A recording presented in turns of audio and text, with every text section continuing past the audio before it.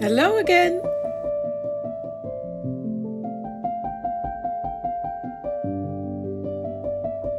When I was cleaning my workshop recently after making the 3 kitchen room boxes, I found this, and every Dutch person will know what it is. This is the packaging of the real chocolate sprinkles we use on our bread to eat for breakfast or lunch. And I used to eat a lot of them, and apparently I made copies of them on my computer and printed them, and I forgot I had them. And I need a lot of things for my pantry, so I thought I'd make some of these, and they're not hard to do at all. Boxes, I mean, I have to do a lot more. This is one, I still have to glue it, but basically you just cut them out and fold them and glue them. That's it. And here I did score all the lines with the back of my knife, so the folds will be crisper.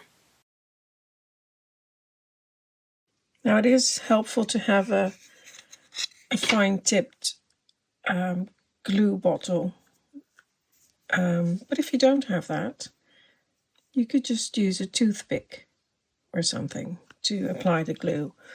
But and I use wood glue, but you can use tacky glue or any kind of glue that will do a good job of gluing paper. Just to apply a tiny bit.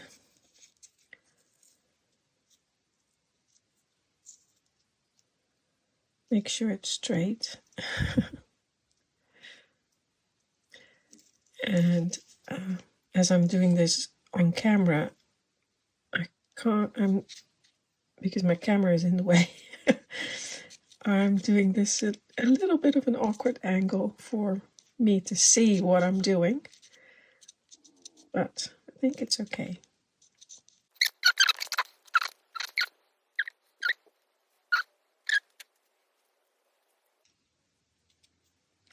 And then what I like to do is put some sand in it, and I actually use bird sand for, you know, the stuff they put in. Actually, that's not sand, that's I think it's crushed shells, but it just gives some weight to the box and it won't fall over as easily.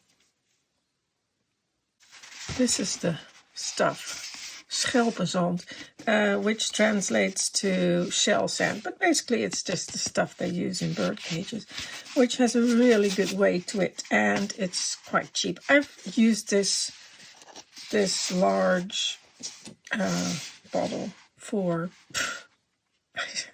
20 years. I don't know. I've had it for a long time, but there's not much left now. But basically all you have to do after you've made your box is to fill it with the shell sand and glue it shut again. So there we are. And then maybe do a little bit of... And it will stand much easier. See? Nope. Anyway, yeah, it really does stand much easier when it's a little bit heavier.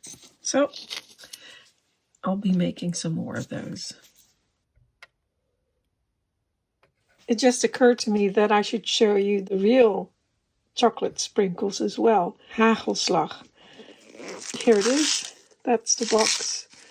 And that's the little flap I was talking about. So just open that. And then there's the spout where the chocolate sprinkles come out of. So what you need is a sandwich, or not a sandwich, a slice of bread with some butter, because you have to stick it on there. And then just put some of the sprinkles on the bread. I like a lot. And see, they have to stick to the bread. That's the that's what we eat. It's lovely. Real chocolate. Yum.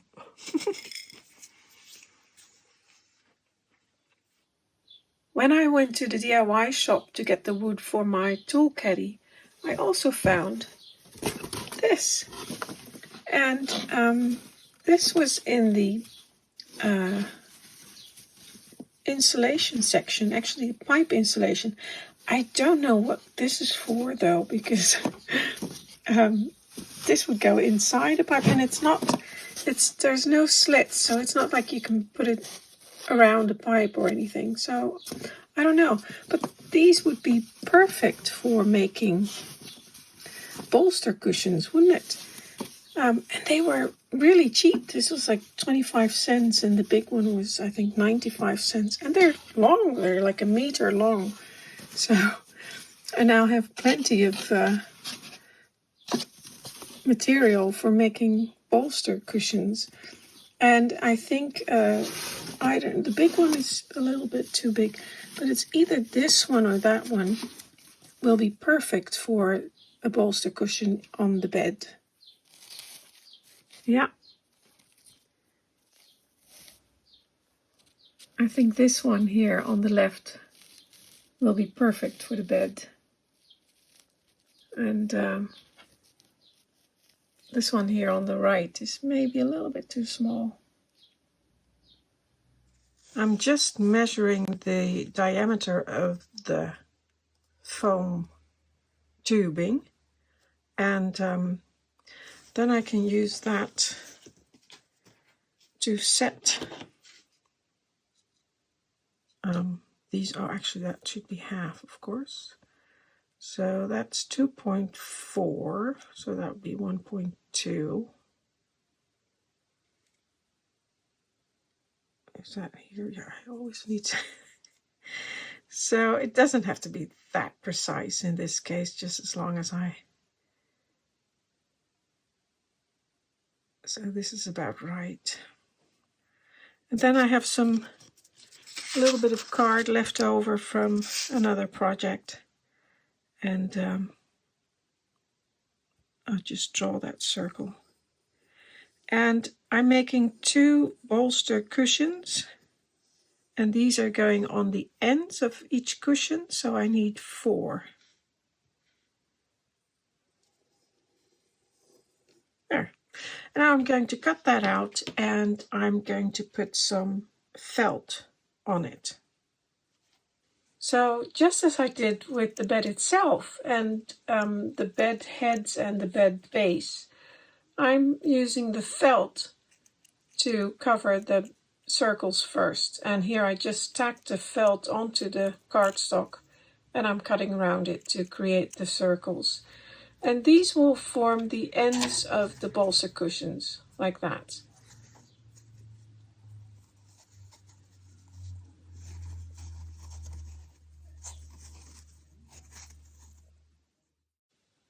And then I've also wrapped the bolsters themselves in felt, and I just rolled it around and a little bead of glue, and then cut off the ends.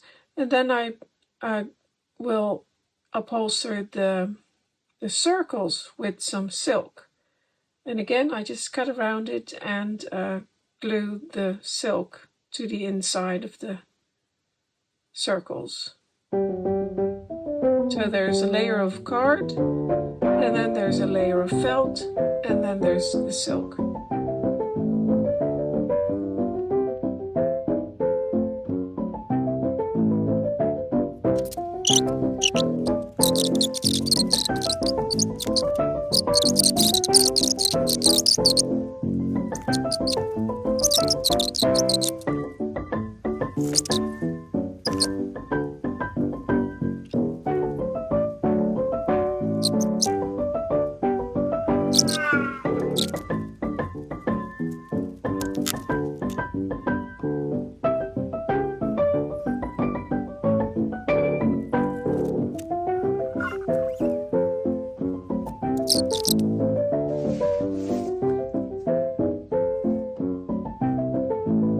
there's one, and I just need to finish it with a trim, and then that will hide all the little corner pleats, slight pleats. So this is really easy. There we are, finished. I just used some bunka as trim for the bolster cushions, and I think it looks nice. Happy with that. Last week I picked up an old wardrobe from my mother's house, and I think it used to belong to my grandparents or even my great-grandparents, because it is a wardrobe from around 1880. And here's one of the doors. I'm going to be using it for the wood, because unfortunately it is in quite bad repair, and to put this back together, it's going to cost so much. And here you can see this is all faded. That's not really a problem, but everything is cracked. And actually here you can see some of the cracks. Actually, that's not even the worst part. And here, one of the side panels, it's cracked all the way, and it's got water damage, and well. And here on the side panels, I thought this was all veneered, and I was looking at the grain of the wood, and then when I looked at the inside, it turned out the grain was the same on the inside as on the outside, which means it's one solid piece of wood and not veneered. So I was very happy to discover that, and I'll be using this wood. I won't be throwing it into the landfill,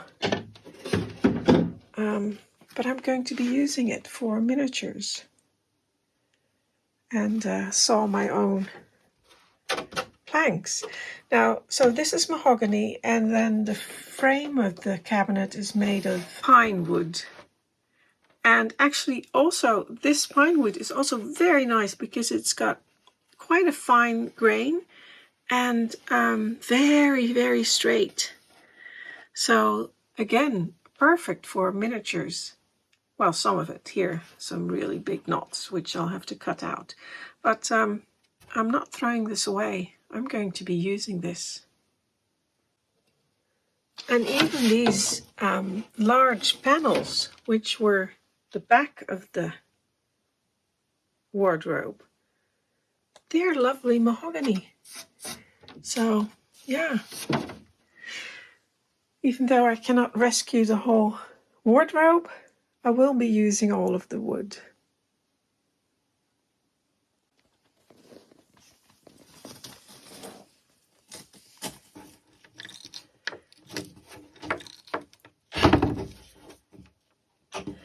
It breaks my heart to be doing this, really, but it's not going to be repaired, so I'm going to be using this wood for something else.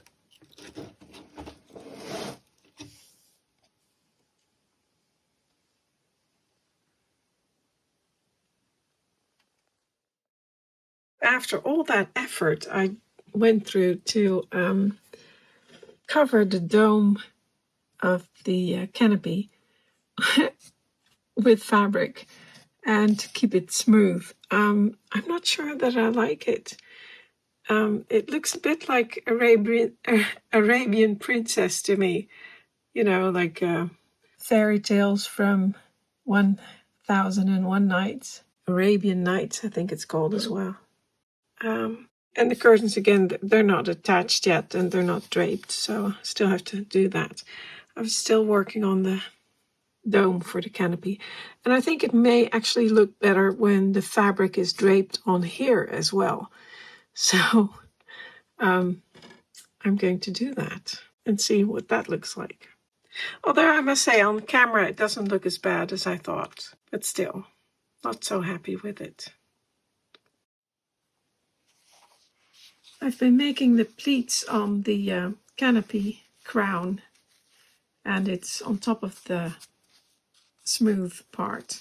And I just gathered some material with a running stitch, pulled it together, and like a little skirt basically, and also a few stitches in the back to hold it together.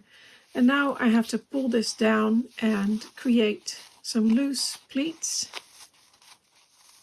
on the canopy crown, and then I can, maybe I'll put a little gold bead or something, or a button in there. I don't know yet, but I think it looks fine the way it is. And then I can put it on here. Looks a bit silly now, but it will be fine in the end. And the other thing I thought, what could be really fun is, it looks really high now. Let's see, it looks more like a crown now with the pleats and the gathered bit on the top.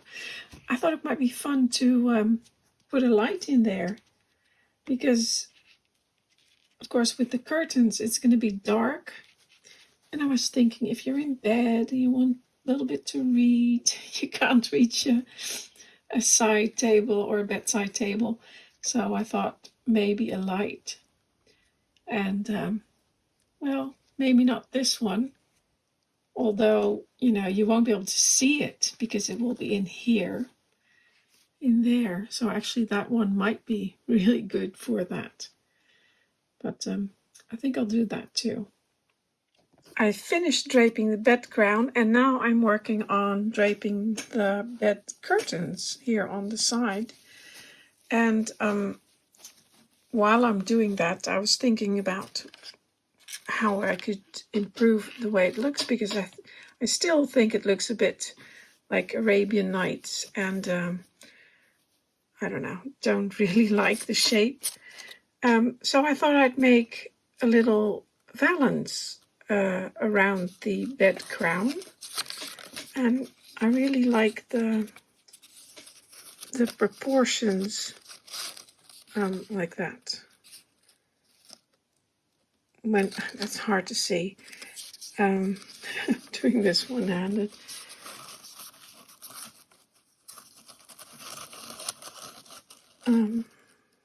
Like that.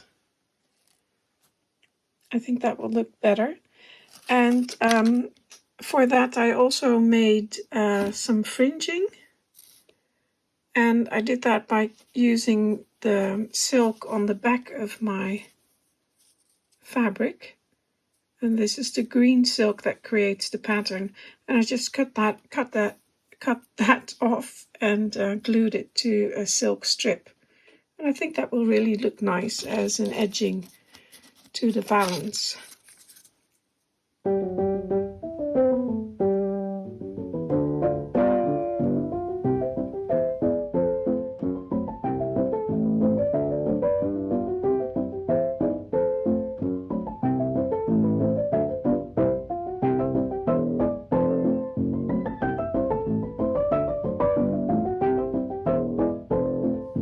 I finished upholstering the little valance, and I also found, it's not attached yet, I just clipped it on in the back, but I also, oh, what are you doing there?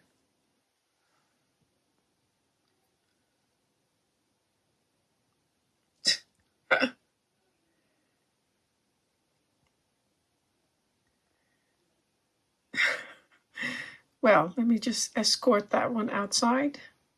1 second. Okay, take 2 without bugs this time.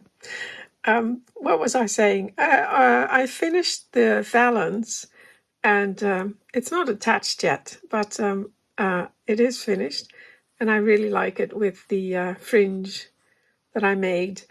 And I also found this little finial, which was part of another Ellison Davis. I think it was a side table or something. But anyway, it looks nice on there.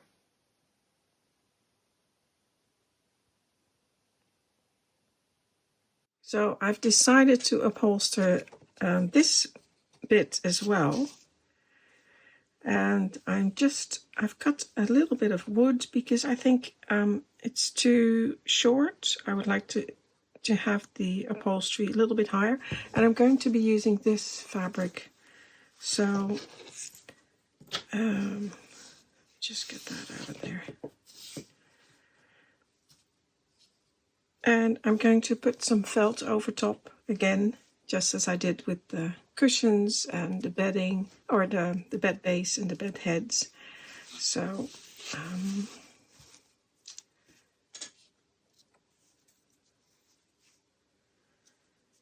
that's going over there, over top. And I think I'll do the back. But I would like it to extend on this part of the bed as well. So I have to be a little bit creative.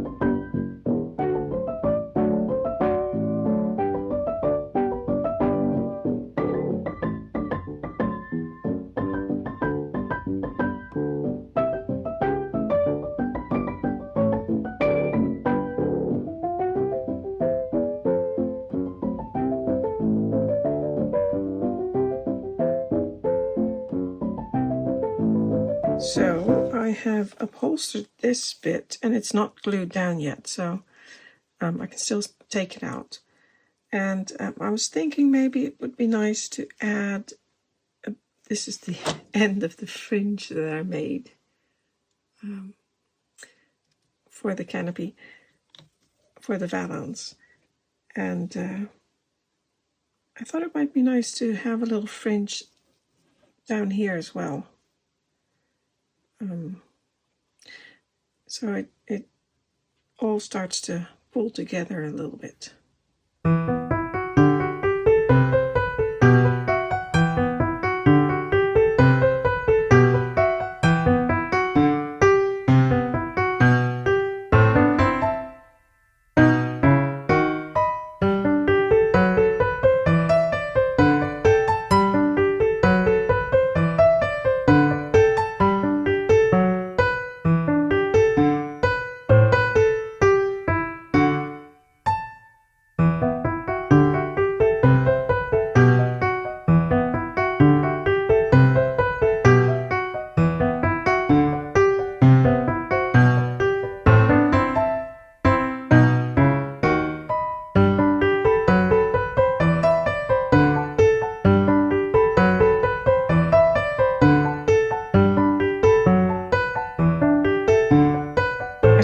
I just took the bed apart a little bit because then I can stick the trim underneath easier.